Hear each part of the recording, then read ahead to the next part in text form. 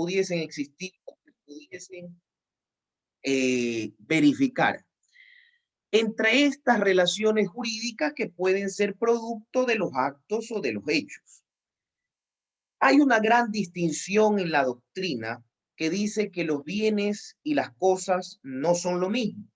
Las cosas son aquellas que vendrían a ser reales o posibles, pero que sobrepasan los límites de lo jurídico. Es decir, lo jurídico no lo envuelve. Los bienes, por su lado, son aquellos objetos en los cuales representan un valor para el sujeto del derecho y al mismo tiempo, al ser valuables, al ser de un índice patrimonial, pueden ser objeto de la creación de vínculos jurídicos dentro del derecho en beneficio de una persona como en perjuicio de otra. Sin embargo, para efectos de la ley, y nosotros lo vamos a ver a lo largo del estudio de esta, los bienes y las cosas no difieren en absoluto. La ley los reconoce a ambos como tales. Siguiente diapositiva.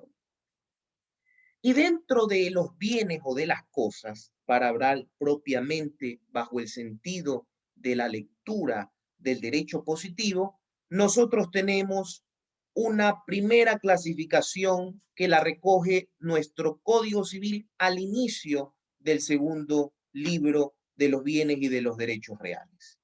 Los bienes corporales y los bienes incorporales. ¿Qué son los bienes corporales o qué son las cosas corporales y qué son las cosas incorporales?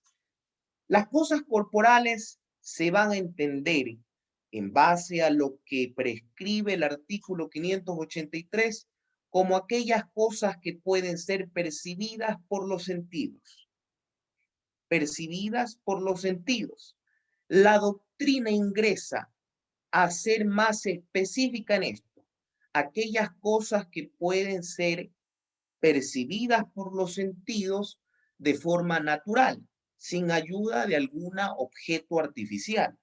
Porque, por ejemplo, un átomo no puede ser percibido por los sentidos, a menos que sea auxiliado por un microscopio. Por otro lado, las cosas incorporales, que lo define el mismo artículo. ¿Qué son las cosas incorporales? Aquellas que no poseen materia, como por ejemplo los derechos, como por ejemplo los créditos. Y de esta subdivisión de cosas incorporales, nosotros tenemos lo que son los derechos personales y los derechos patrimoniales. Perdón, personales. Y los derechos reales. Los derechos reales, ya vamos a ver más adelante, son los derechos erga omnes, los que se pueden hacer valer frente a todos. Los derechos personales son los que me vinculan directamente con una persona. Siguiente diapositiva. Tome. De esta primera clasificación entre bienes corporales y bienes incorporales, es de los bienes corporales que surge una subdivisión que para efectos de la doctrina es una clasificación genérica, los bienes muebles y los bienes inmuebles. En un primer concepto, el bien mueble es aquella cosa que puede moverse, ya sea por cuenta propia o ya sea por una fuerza externa. El artículo 584 es donde se explica este primer concepto de división entre bienes muebles y bienes inmuebles, y asimismo el artículo 585 es la que nos explica la división o la expresión de lo que son los bienes muebles. Los bienes muebles, por su lado, van a ser absolutamente todas las cosas en las cuales puede versar un vínculo jurídico. Por ejemplo, un lápiz, una pluma, un celular, una vaca, un caballo, son cosas que puedo transportar de un lugar a otro sin necesidad de alguna cosa demasiado dada o que requiera demasiada fuerza. Las cosas inmuebles, por su lado, prescritas en el artículo 586 son las cosas que no pueden transportarse de un lugar a otro.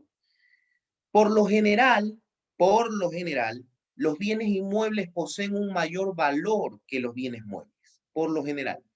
Y a estos bienes inmuebles, por su característica, y vamos a ver más adelante, algunos de sus efectos solicitan que se ejerzan ciertas solemnidades, como por ejemplo los bienes inmuebles, a diferencia de las cosas muebles, al momento de realizar una compraventa, necesita existir una inscripción en el registro de la propiedad del cantón correspondiente donde se realice la compraventa.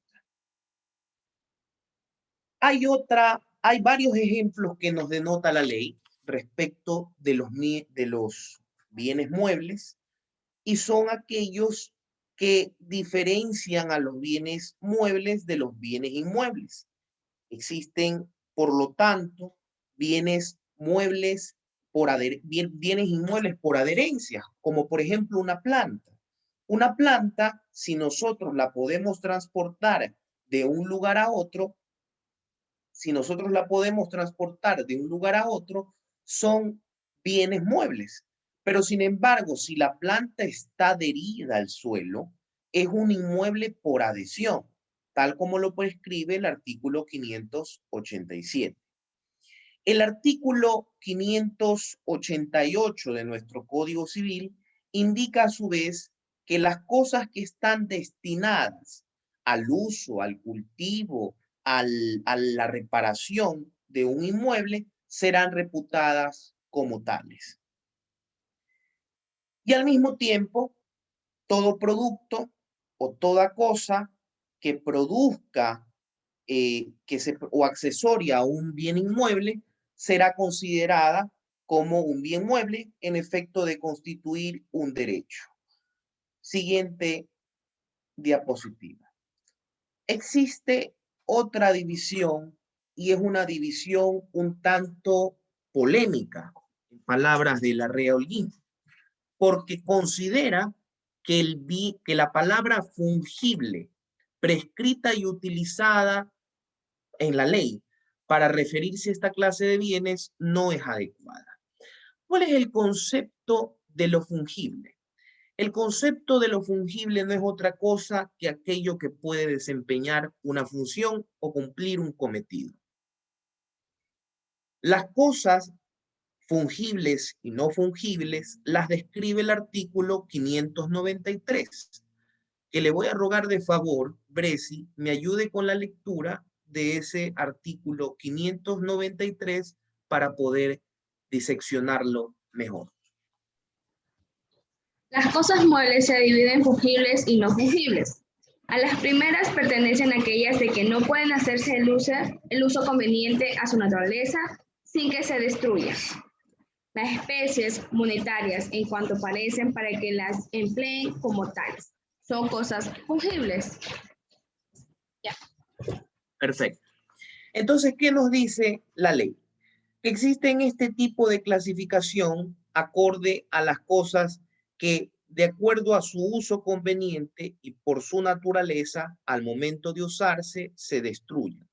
Sin embargo, Juan Larrea dice, no, necesariamente no es así.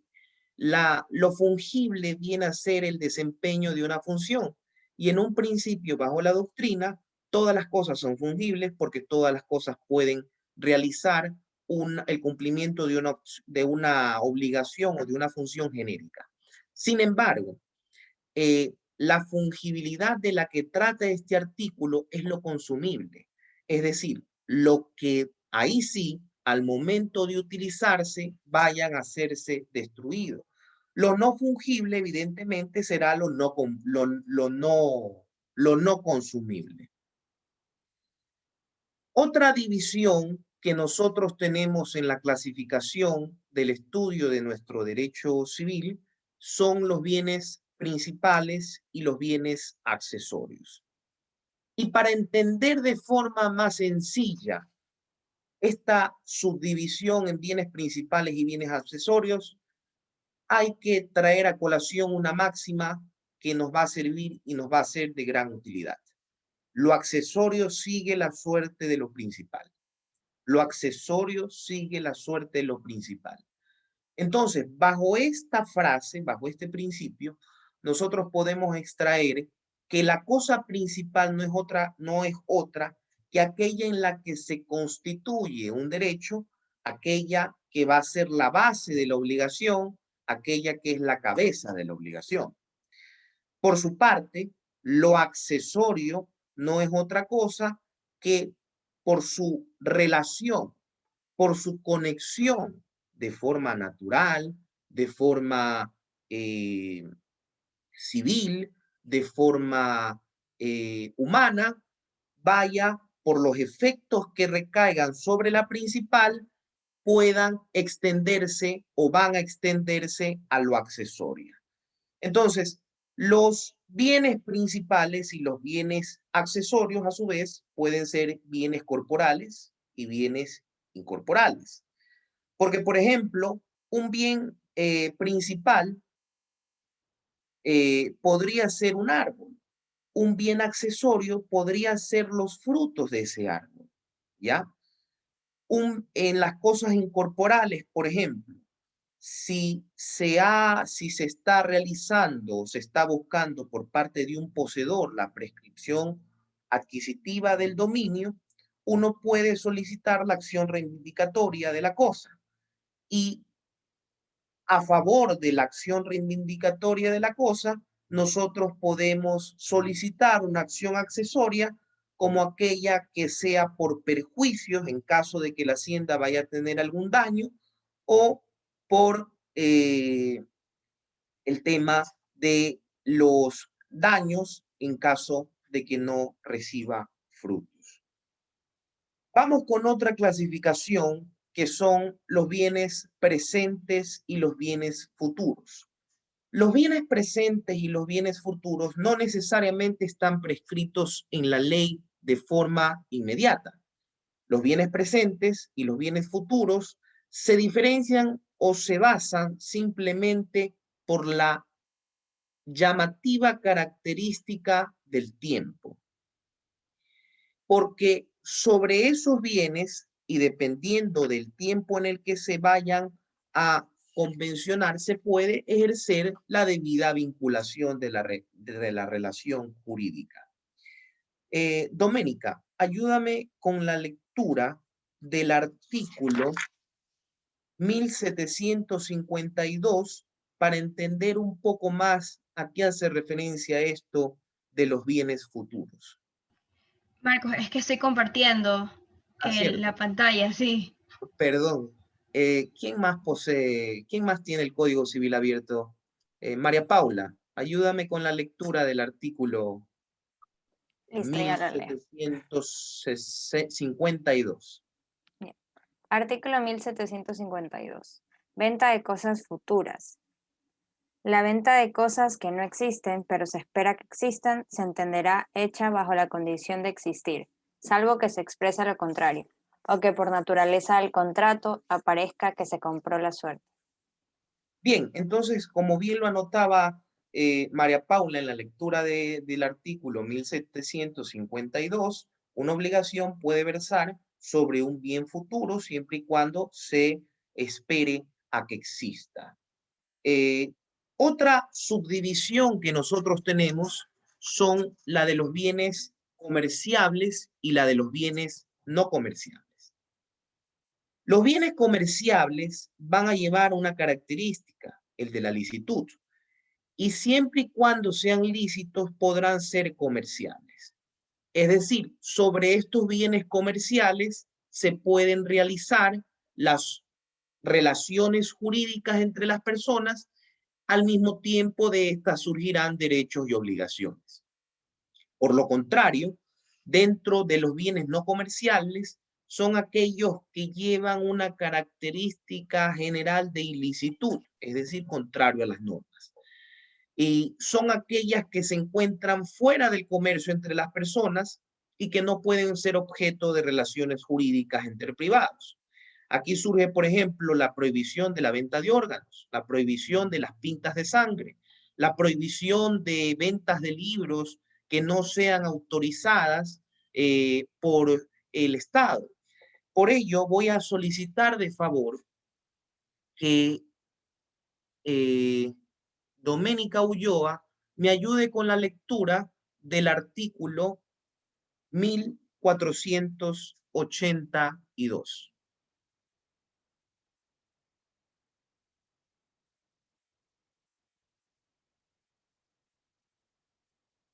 Doménica, ¿estás o no estás? Sí, un momento, ya lo estoy abriendo. Ya, ok.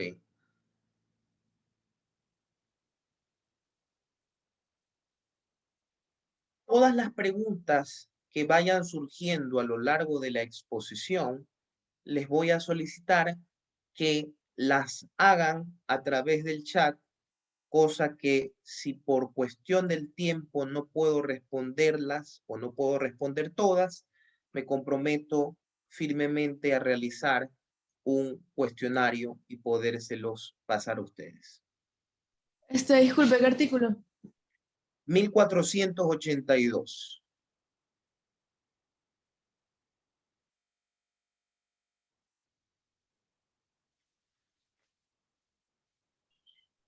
Ya, artículo 1482. Hay asimismo objeto ilícito en las deudas contraídas en juego de azar en la venta de libros cuya circulación está prohibida por autoridad competente, de láminas, pinturas, estatuas, telecomunicaciones, audiovisuales obscenos y de impresos condenados como abusivos de la libertad de opinión y expresión, y generalmente en todo contrato prohibido por las leyes. Es decir, un objeto ilícito es un objeto no comerciable, como por ejemplo un video de pedofilia o un video de matanzas no puede ser un objeto propio del comercio. Otra distinción que nosotros tenemos son la de los bienes privados y públicos. Y aquí, en cuanto a los bienes privados y públicos, esta clasificación obedece al poderío que ejercen los sujetos del derecho sobre esos bienes. Se catalogará entonces a los bienes privados como aquellos bienes sobre los cuales los particulares, ajenos al Estado, personas privadas, ejercen el dominio sobre estos bienes y tienen la característica de la comerciabilidad. ¿Ya? Los públicos, por su parte, sujetos por lo tanto, al dominio del sujeto de derecho, como lo es el Estado, no serán de orden privado, sino más bien públicos. Y a su vez, por ser de orden público, que van a ser destinados al beneficio de las personas que compongan el Estado o que transiten por el Estado, no podrán ser objeto de comercio. Sin embargo, en los objetos públicos nosotros tenemos que sí pueden haber ciertas limitaciones a eso que nosotros, entre comillas, llamamos dominio o propiedad del Estado. Como por ejemplo las concesiones de determinada obra vendrían a ser entregas a un particular para que pueda administrar el bien y pueda producir unos frutos. Otra distinción que nosotros tenemos son los bienes singulares y los bienes universales. La universalidad de los bienes va a versar sobre dos características esenciales, como lo anota Juan Larrea Holguín: que todas las cosas pertenezcan a un mismo dueño y que tengan un destino unitario. Por consiguiente, de esta primera extracción de idea principal, nosotros podemos verificar que la universalidad de las cosas podría ser, por ejemplo, el patrimonio de una persona. Un bien universal. Mi patrimonio es un bien universal, porque no estoy diciendo mi celular, mis gafas, mi pintura, mis cuadernos, no. Estoy diciendo mi patrimonio. ¿Y qué es el patrimonio? El conjunto de un sinnúmero de derechos, de un sinnúmero de obligaciones, de un sinnúmero de activos y de pasivos que conforman o que forman parte de la personalidad del sujeto de derecho. La cosa singular, por su lado, será aquella que consiste en una individualidad, es decir, un carro, una casa, un perro, un gato. No necesariamente está constituido en una gran corporación de cosas. Un ejemplo clásico sería, por ejemplo, una biblioteca. Una biblioteca está compuesta por un sinnúmero de libros. Esos libros, al componerlo, forman una universalidad. Un libro forma una singularidad. Otra clasificación de los bienes. Nosotros tenemos los bienes divisibles y los bienes indivisibles. Y de estos surge la divisibilidad de las cosas. Los bienes divisibles son aquellos que pueden dividirse, como ya bien lo indica la palabra, por su razón física o por su razón intelectual. Un rompecabezas es un bien divisible, por ponerlo de una forma cómica. Y un bien divisible de forma intelectual serían, por ejemplo, las acciones de una compañía. Puedo dividir las acciones de mi compañía en cuantos accionistas yo quiera tener. La indivisibilidad de las cosas son aquellas en las cuales no puede versar una indivisión. Por ejemplo, aquella herencia que aún no ha sido, que aún no le ha ingresado la partición, es un bien indivisible. Por eso se la conoce como la comunidad sucesoria o el patrimonio sucesorio indivisible. Y ahora sí, retornamos nuevamente al primer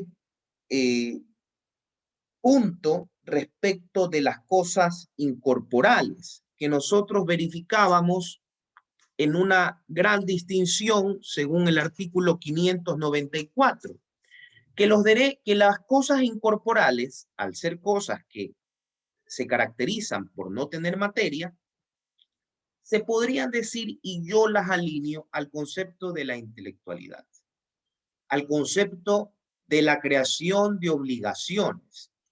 El artículo 594 establece que las cosas incorporales serán los derechos reales y los derechos personales. Al mismo tiempo, nuestro artículo 595 del Código Civil indica que el derecho real es el derecho que se tiene sobre la cosa sin respecto de determinada persona. Y era lo que yo les indicaba en un principio, un derecho erga omnes, un derecho que hago valer frente a todo y frente a todos. El derecho real, indica el mismo artículo, tiene una vasta clasificación. Y de estos tenemos el derecho de dominio, el derecho de usufructo, el derecho de uso o habitación, el derecho de las servidumbres, la prenda y la hipoteca. Son derechos reales, mencionados por la ley.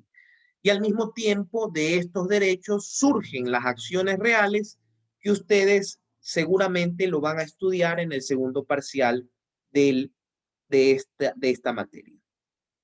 Por su lado, los derechos personales son aquellos en los cuales surgen producto de la relación con determinado sujeto. Yo, al obligarme con determinada persona, me constituyo en deudor, la persona se constituye acreedora. Y esta persona que se ha constituido como acreedora tiene derecho de un crédito, producto de ese géminis de la relación jurídica conmigo. Hemos pasado la primera parte de nuestro estudio en cuanto a los bienes y las cosas.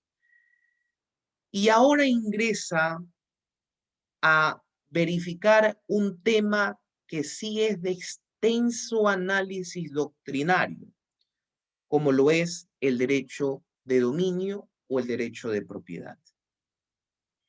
El derecho de la propiedad es uno de los grandes derechos reales, prescritos en nuestro Código Civil, con efecto erga omnes, que pueden hacérselo valer frente a cualquier persona y que por lo general pueden ser tanto para las cosas corporales como para las cosas incorporales.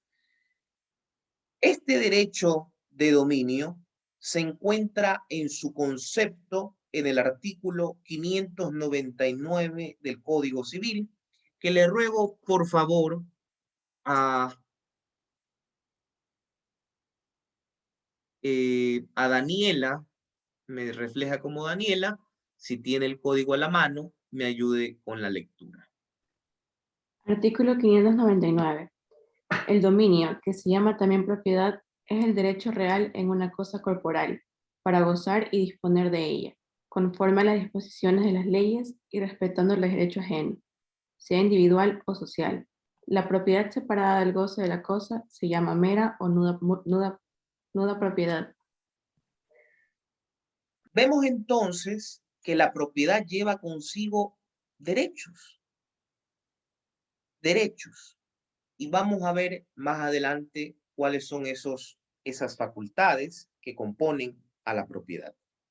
Gozar o disponer de ella indica el artículo 599, es decir, en un primer concepto, la concepción de propiedad es beneficio mío y yo puedo hacer con dicho beneficio lo que me plazca.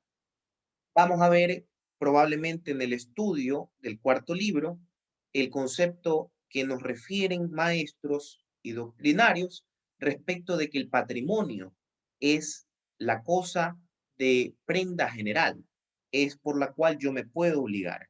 Al mismo tiempo que quiero hacer referencia con esta similitud, que para que nosotros podamos ejercer sobre dominio, un derecho real de dominio sobre una cosa corporal, es indispensable, por lo general, que las leyes reconozcan el derecho a la propiedad privada.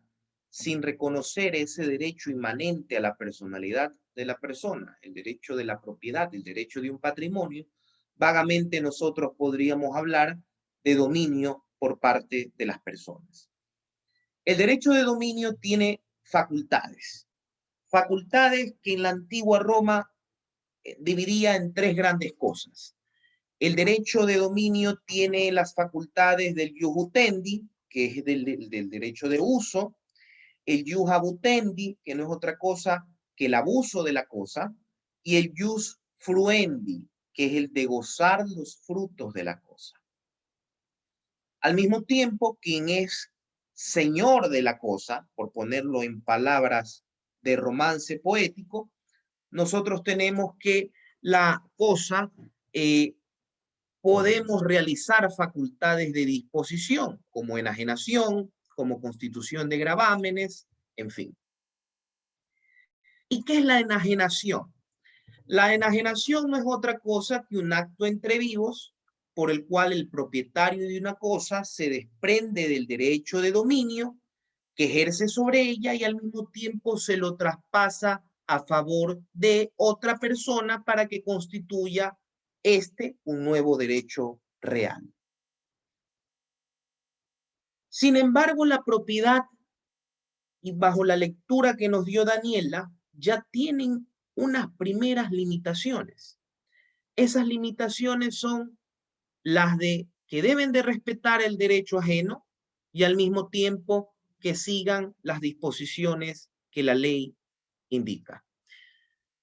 La doctrina sostiene que el dominio tiene varias limitaciones, muchísimas, no solamente las que prescribe el artículo 599, sino que hay otras limitaciones al dominio de índole legal, como las del 747, que son las que están predispuestas para efecto de nuestro estudio en la lámina. Señor Argudo, lea por favor la lámina que tiene en su pantalla.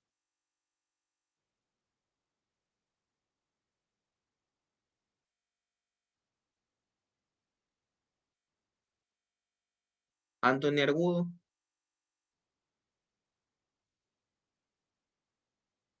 Bien. Bresi, ayúdame con la lectura de la lámina en pantalla. Por haber de pasar a otra persona en virtud de condición, por el gravamen de un usufructo, uso o habitación, por la constitución del patrimonio familiar, por las servidumbres. Por haber de pasar a otra persona en virtud de una condición. Podemos hablar de obligaciones, ya sean resolutorias, o al mismo tiempo podemos hablar de una figura que veremos al final de nuestra clase llamada fideicomiso civil. Por el gravamen de un usufructo, uso o habitación. Usufructo, uso o habitación, derechos netamente reales. Y cuando indica por el gravamen, es decir, yo constituyo un usufructo a favor de otra persona respecto de mi propiedad ubicada en Salinas. ¿Okay? Yo, Marco Zambrano Reyes, tengo una casa en Punta Blanca y le constituyo el usufructo a mis padres. Existe una limitación al derecho de dominio. La constitución de un patrimonio familiar, el patrimonio familiar, lo vamos a ver más adelante, es otro tipo de patrimonio que puede realizar la persona y que tiene como objetivo precautelar ciertas acciones y ciertos beneficios a la familia. Y las servidumbres, que son no otra cosa que derechos reales que se pueden constituir sobre un bien inmueble. Hay, a su vez, otros tipos de limitaciones que la doctrina indica que existen. Y estas limitaciones, como lo anota Juan Larreolín, son limitaciones modales. Las limitaciones modales se dividen, a su vez, en limitaciones por interés público. Por ejemplo, se ha realizado la constitución de una medida cautelar sobre y en esa medida cautelar se establece que no se puede enajenar una propiedad, la prohibición de enajenar, una restricción al derecho de dominio en cuanto a la facultad de disposición. Una limitación por interés del vecino. Yo, por ejemplo, comparto determinado condominio con una persona y yo no puedo ejercer un dominio sobre el ascensor de mi piso, un completo o un total dominio sobre determinado bien. Cuando hay desmembramiento de la propiedad, es decir, cuando, y ya lo vimos en los artículos precedentes, cuando constituimos un gravamen, ya sea de uso, ya sea de habitación, ya sea de usufructo, cuando existe una pluralidad de titulares. Y aquí existe otra distinción, que es la copropiedad o la comunidad. Y no nos confundamos entre lo que es el condominio, que se regla o se versa sobre las leyes de propiedad horizontal, y lo que es una copropiedad. Ya más adelante verificaremos en qué consiste esta distinción entre estas dos parámetros de la ley. Y en beneficio de otros predios, es decir, la constitución de servidumbres. Vemos por su parte que el dominio puede ser adquirido de distintos modos, como lo indica el artículo 603. ¿Qué dice el artículo 603? Que existen varios modos por los cuales se puede adquirir el dominio de una cosa. La ocupación es una de ellas, la accesión, la tradición, la sucesión por causa de muerte y la prescripción. De este conjunto de modos de adquirir el dominio, existe una gran clasificación general que define a los modos de adquirir el dominio en dos: de forma originaria y de forma derivativa. Las que son de forma originaria hacen referencia al comienzo absoluto, es decir, que previo a adquirir el derecho de la propiedad no ha existido antecedente de propietario alguno. La cosa no ha tenido, para ponerlo en palabras poéticas, un rey precedente. Los modos de adquirir el dominio de forma derivativa, por su parte, hacen referencia al derecho en que se deriva de otra persona. Es decir, ha existido un señor, un dominante de la cosa, previamente a pasarle a otra el derecho de la propiedad. Entonces, Dentro de esta gran división nosotros tenemos a la ocupación, a la accesión y a la prescripción como modos de adquirir el dominio de forma originaria, y a la prescripción y tradición como forma, perdón, y a la tradición como la sucesión por causa de muerte de forma derivativa. ¿Qué es la ocupación? La ocupación lo prescribe el artículo 622 de nuestro Código Civil. Se adquiere el dominio de las cosas que no le pertenecen a nadie. Es decir, yo adquiero el dominio de una cosa siempre y cuando no exista pertenencia de nadie. Sin embargo, existen ciertos requisitos que deben de cumplirse. El general a ellos es que la ocupación solamente, al menos en nuestro país, puede darse de forma a los bienes corporales muebles.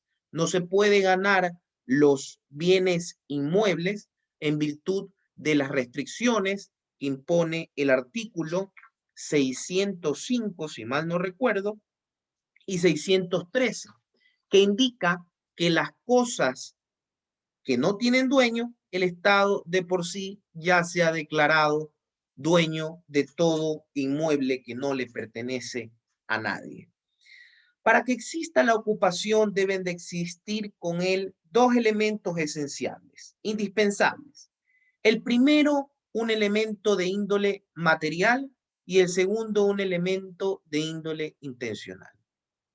El elemento de índole material es aquel por el cual existe la aprehensión de una cosa. Yo adquiero el teléfono o adquiero el bien inmueble por la obtención o aprehensión material de la cosa. Por otro lado, el elemento intencional, es decir, el que surge de mi voluntad por hacerla mía. Por otro lado, tenemos a la accesión, otro modo de adquirir el dominio, que lo encontramos prescrito en el artículo 659 del Código Civil, y que dice que el dueño de una cosa pasa a serlo de lo que ella produce o de lo que se junta con ella. ¿Se acuerdan esta primera máxima que veíamos en un principio respecto de lo que es lo accesorio sigue la suerte de lo principal? Aquí lo vemos clarísimo. Entonces, en base a ese concepto que indica que el dueño de la cosa pasa a serlo de lo que ella produce o de lo que se junta a ella, nosotros podemos abstraer al mismo tiempo dos grandes divisiones a su vez. Una accesión directa o de frutos y una accesión continua o accesión propiamente reconocida. La accesión discreta o de frutos es aquella que surge de un movimiento, como lo indica Juan Larrea Holguín, de adentro hacia afuera. En buen romance, una producción. Y de esta clasificación surge lo que nos indica el Código Civil respecto de los frutos que produce una cosa. ¿Y cuáles son esos frutos? Se dividen en dos grandes grupos: los frutos naturales y los frutos civiles. Los frutos naturales serán aquellos que se dan por naturaleza, ya sea ayudada o no de la industria humana. Entonces, por ejemplo, las uvas de una planta de uvas son accesorias a la planta y son frutos naturales. Pero al mismo tiempo, el vino que yo realizo con esas uvas es un fruto natural, porque he utilizado la industria humana para poder adquirir ese bien accesorio. Y por lo tanto me pertenece.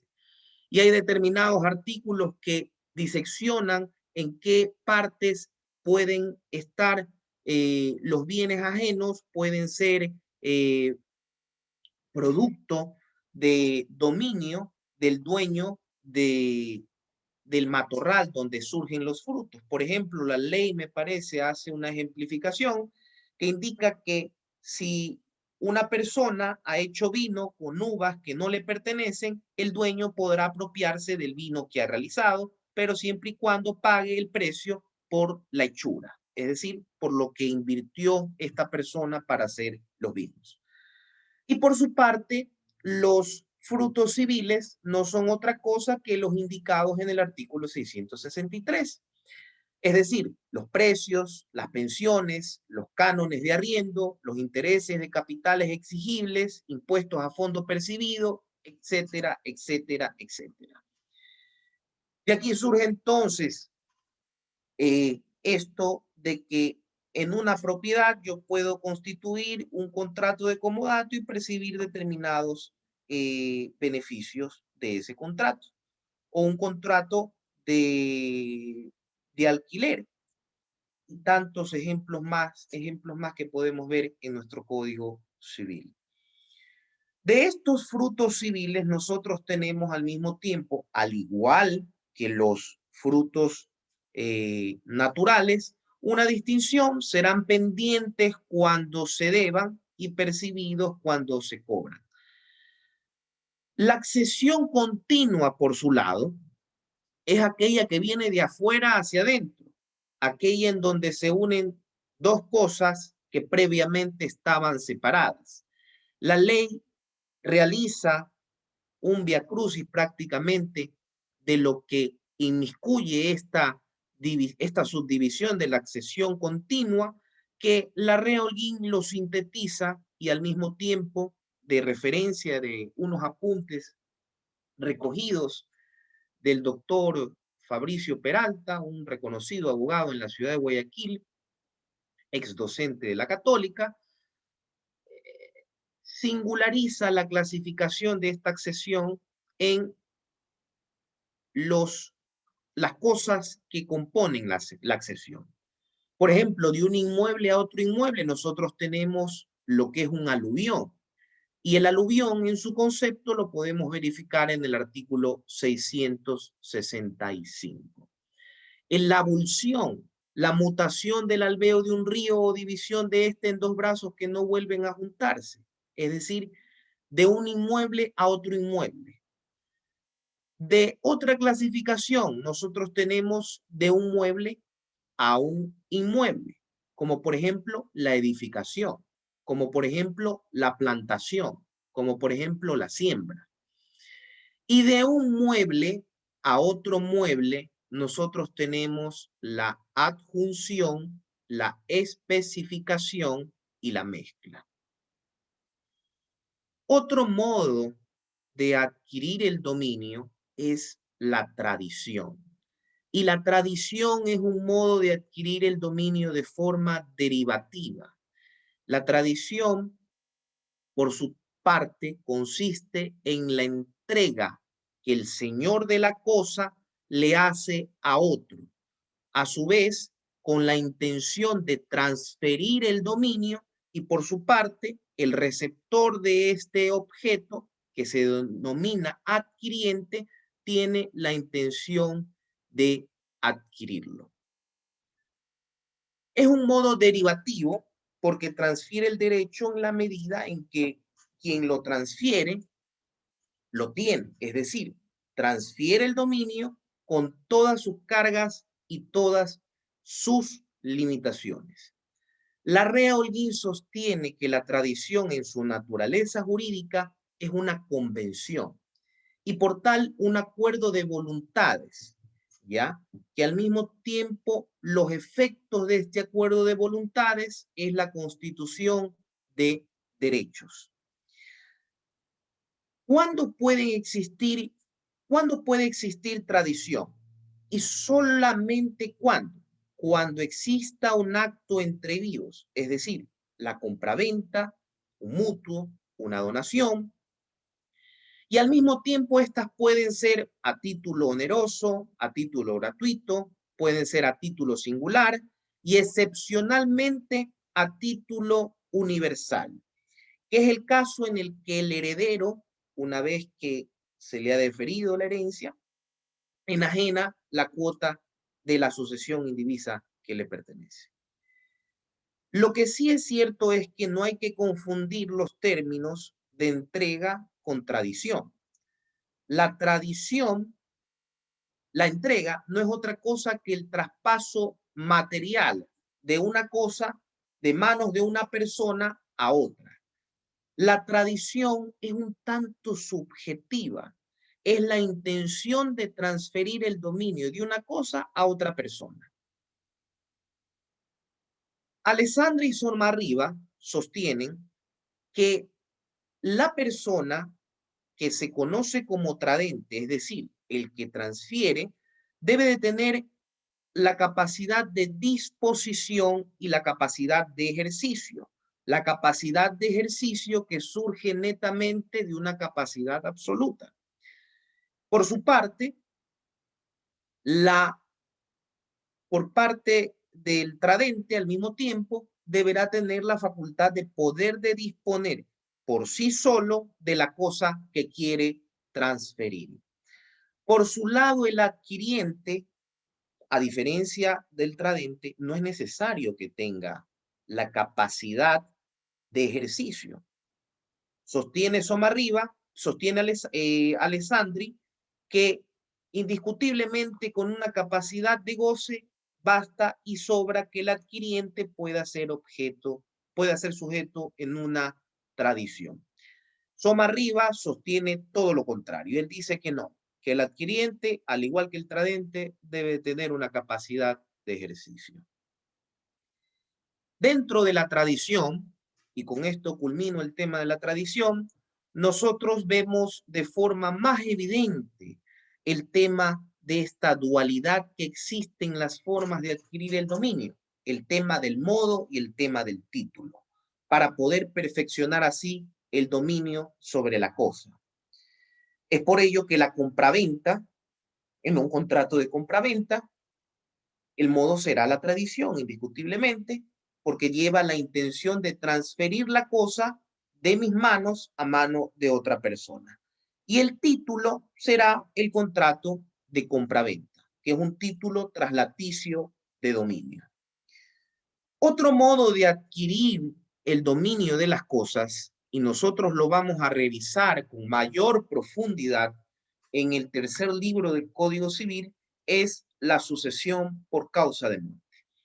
¿Y qué es la sucesión por causa de muerte? Es un modo de adquirir el dominio de forma derivativa, porque el patrimonio del causante pasa a ser de dominio de todos los asignatarios. La sucesión por causa de muerte se produce al momento de la muerte del titular del patrimonio. Y de forma inmediata este patrimonio en un principio se transmite, y vean aquí la diferencia, la una en tradición que conlleva muchos actos de acciones entre vivos, se usa la palabra transferencia. En la sucesión por causa de muerte se usa la palabra transmisión. ¿Y por qué transmisión? Porque ya involucra algo más sentido en la naturalidad de la persona. Al momento de morir, la persona deja ese atributo de la personalidad, que es el patrimonio, y como lo deja, lo transmite a quienes serán sus asignatarios. Estos asignatarios podrán ser a título singular y a título universal. Los títulos singular serán aquellos que vayan a recibir una asignación de una cosa singular, y los que reciban una asignación a título universal se los considerará como herederos porque heredarán una cuota o parte de la herencia. La sucesión por causa de muerte, a su vez, tiene una doble clasificación, una clasificación en testada y clasificación en intestada o abintestato. La testada es aquella en la que la voluntad del causante se ha dejado plasmada en un instrumento conocido como testamento. Y la abintestato es la que sigue las normas predispuestas en la ley, que en el espíritu de esas normas no difieren mucho con la voluntad del causante. El último modo de adquirir el dominio es la prescripción. Y la prescripción en nuestro código tiene una doble acepción. Tenemos a la prescripción como modo de adquirir el dominio y al mismo tiempo tenemos una prescripción de extinción de obligaciones o de derechos. La prescripción adquisitiva de dominio, también conocida como usucapión, es la que se reconoce como el modo de adquirir el dominio. ¿Por qué existe la prescripción? ¿Cuál es el índole de existencia de este parámetro de la prescripción? La prescripción obedece a un orden de índole social para evitar que determinados objetos o determinadas relaciones jurídicas permanezcan en la incertidumbre.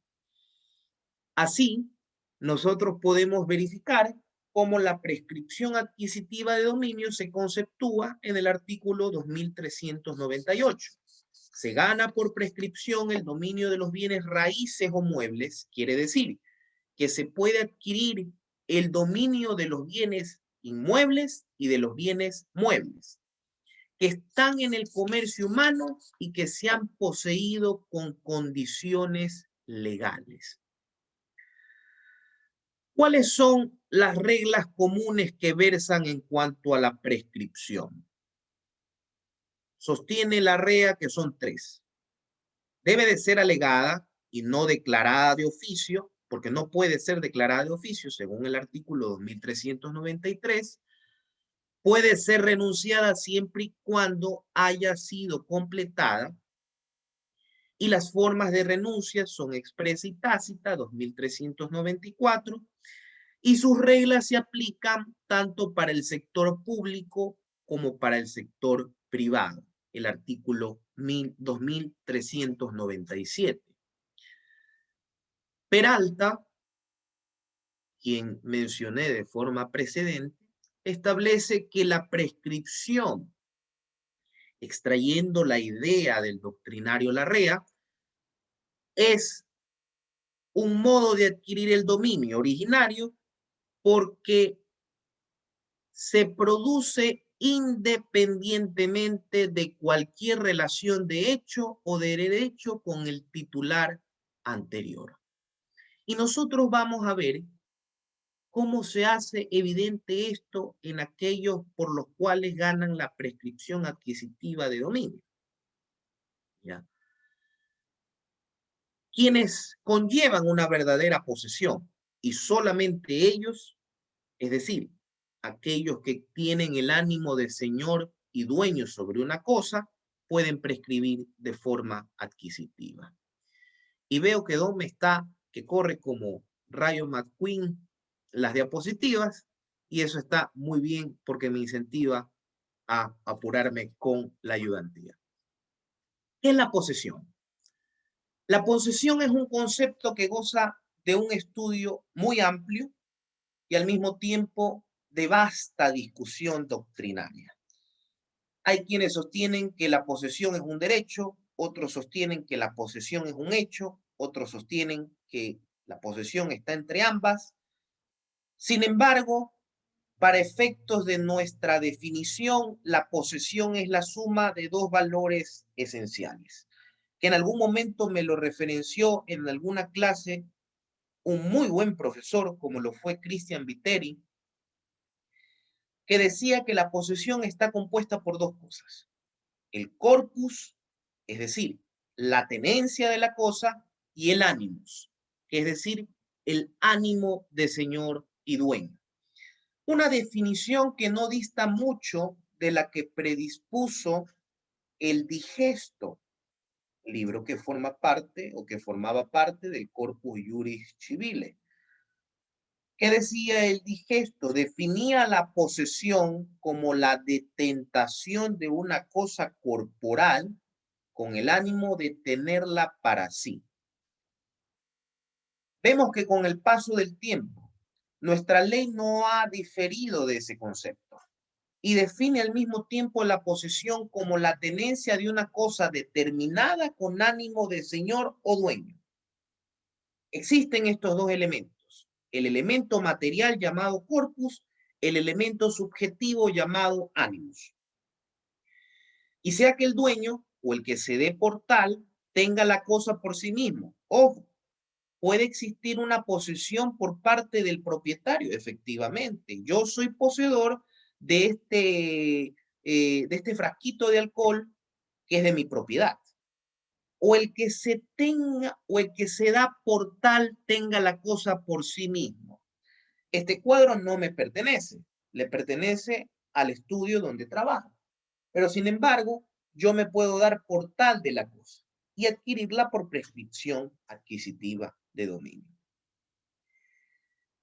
O también puede ser por otra persona en su lugar o a su nombre. Es decir, si uno constituye un contrato de mandato, ¿qué es un contrato de mandato? Un contrato de mandato es aquel contrato por el cual yo, mandante, doy instrucciones a alguien a que constituyo como mandatario para que realice determinados negocios.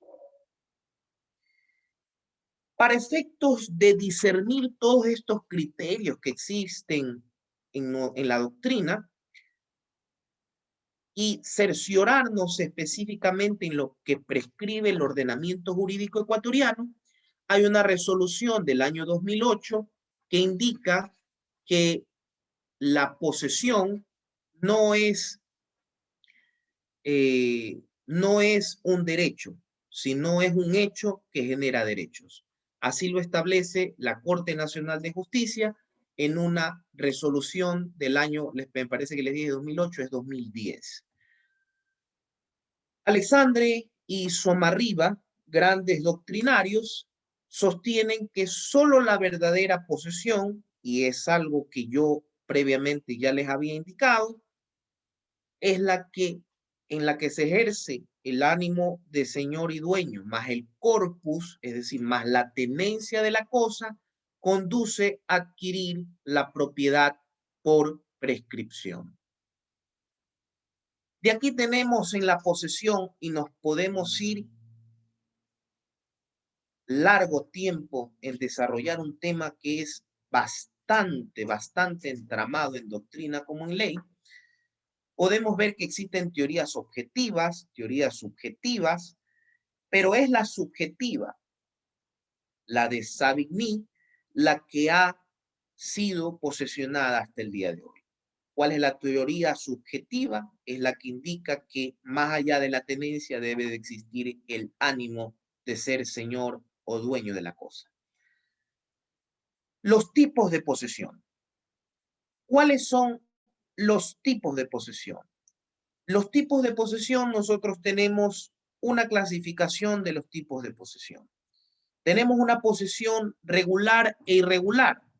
La posesión regular es cuando procede un justo título y ha sido adquirido de buena fe. Y será regular a pesar de que dicha buena fe no subsista después de adquirir la posesión. Y si es tradición, obviamente, el título es traslaticio de dominio, ¿no? La posesión regular adquiere el dominio por prescripción ordinaria. Es decir, ¿cuál es la prescripción ordinaria? La que se gana en 3 años por las cosas corporales muebles y la que se gana en 5 años por las cosas corporales inmuebles. La posesión irregular, por su lado, es aquella que no cumple con las condiciones de una posesión regular. Es decir, la que no posee un justo título o no tenga un documento que justifique la mera tenencia, incumpliendo los requisitos del artículo 717. Por lo tanto, esta posesión irregular es la que se gana por prescripción adquisitiva extraordinaria, es decir, en 15 años. Artículo 2410. existe una posesión de buena fe y mala fe que podríamos decir que ya está inmiscuida en la regular e irregular. La posesión de buena fe es aquella donde el poseedor considera que la adquisición de su derecho es válida, legítima, lícita y no tiene vicio alguno. La posesión a mala fe consiste, por su lado, en todo lo contrario, en aquella donde podría existir o de que existe el conocimiento de una irregularidad en cuanto a la posesión, o que se sabe que no tiene un título para poseer o que tiene vicios que indiquen la posesión. Una posesión con título, una posesión sin título. La posesión con título será aquella donde acredite con un documento que es el propietario o que ejerce el dominio sobre determinado bien. La posesión sin título, en su contrario, es aquella que no posee un documento que lo acredite como propietario de un bien. Hay otra distinción del propietario y del poseedor a non domino. La posesión del propietario es la común, la normal. Yo soy dueño de este celular y por lo tanto soy poseedor de este celular. ¿Ok? La posesión a non domino difiere de la posesión del propietario en virtud de que la posesión a non domino es la posesión sin dominio de la cosa. Es decir, yo no tengo el derecho real de propiedad sobre esa cosa y solamente tengo la tenencia de la cosa y el ánimo de hacerme dueño o ser dueño de esta. De esta posesión a non domino, nosotros tenemos que verificar exclusivamente que tienen las facultades de conservación, de disfrute, más no de disposición de la cosa. Y por último, las posesiones viciosas, prescritas en los artículos 725, 726, 727 y 728, que son aquellas catalogadas como posesiones inútiles, pues no permiten adquirir el dominio de las cosas por ningún tipo de prescripción adquisitiva. En estas hacen referencias las posesiones violentas, ¿no? Las que se usa la fuerza para hacerse poseedor de la cosa. Decíamos que una de las limitaciones al derecho de la propiedad es la constitución de un fideicomiso. Y nosotros estudiábamos y verificábamos lo que es la propiedad fiduciaria. La propiedad fiduciaria, también conocido como fideicomiso civil, se encuentra prescrito en nuestro artículo 748 del Código Civil. Y es aquella en la cual se ha constituido el gravamen de pasar a otra persona por el hecho de verificarse una condición. Al momento de yo constituir una propiedad fiduciaria, yo realizo un fideicomiso civil. Que ojo, no confundamos el fideicomiso civil con los fideicomisos mercantiles prescritos en los libros del Código Orgánico Monetario y Financiero. El fideicomiso civil, a diferencia del fideicomiso mercantil, no constituye ningún patrimonio autónomo.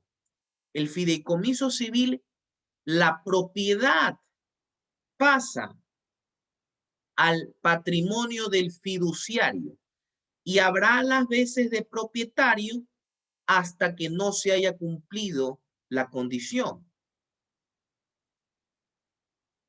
Y este propietario tiene indiscutiblemente la facultad de enajenar siempre y cuando restituya el valor de la cosa.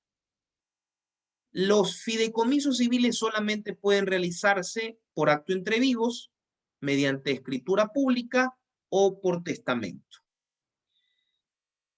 Este fideicomiso civil tiene una relación tripartita, una relación que la conforma el constituyente, que es aquel que predispone determinada cosa para constituirla en la propiedad fiduciaria y limita su dominio, el tenedor fiduciario o el fiduciario, que es el que asume la propiedad hasta el cumplimiento de la condición, y el beneficiario, quien de verificarse el cumplimiento de la condición se hará dueño de la cosa, asume como propietario.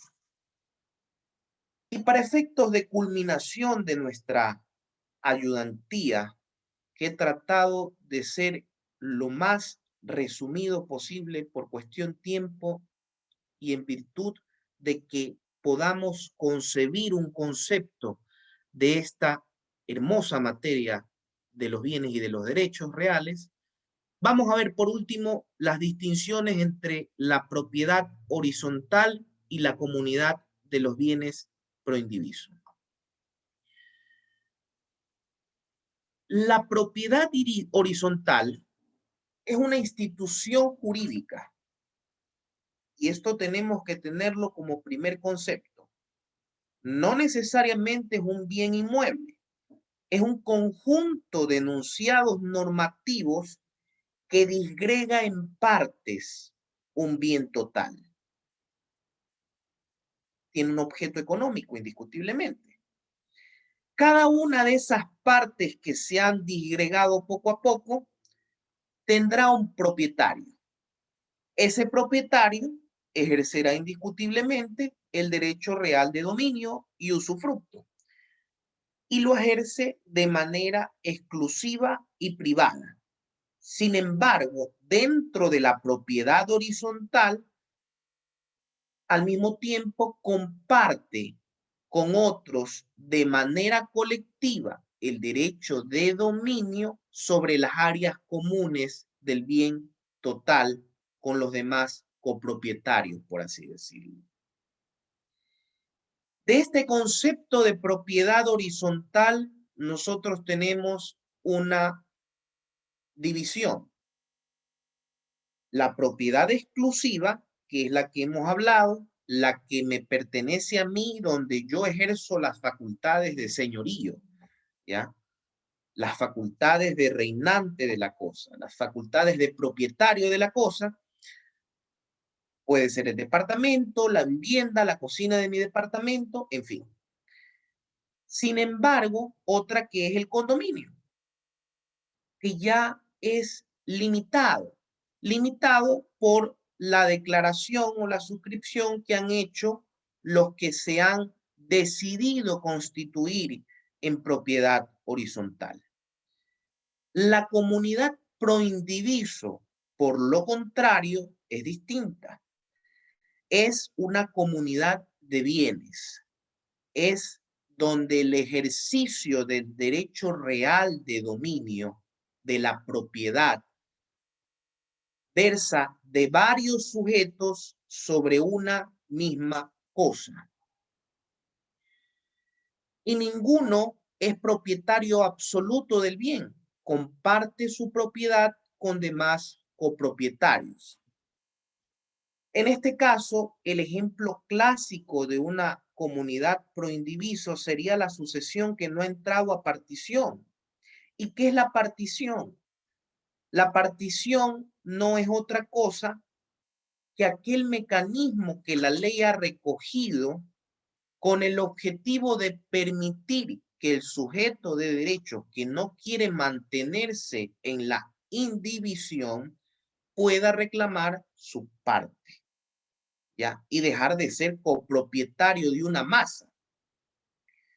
Esta partición se indica, se la puede realizar por voluntad de las partes, siempre y cuando sean todos capaces. Estas normas de la partición nosotros las vemos con más detalle en el libro tercero de la sucesión por causa de muerte. Y para culminar, solamente hacerles una distinción que absolutamente nadie puede mantenerse en indivisión por más de 5 años. Eso ha sido las ayudantías que les he podido ofrecer el día de hoy, con todo gusto. Espero que les sean de muchísima ayuda. Por cuestión tiempo, les voy a solicitar, sí, de favor, que las preguntas las realicen y se las puedan pasar a Doménica, para que a su vez Doménica me las pase a mí, resolverlas y pasárselas a ustedes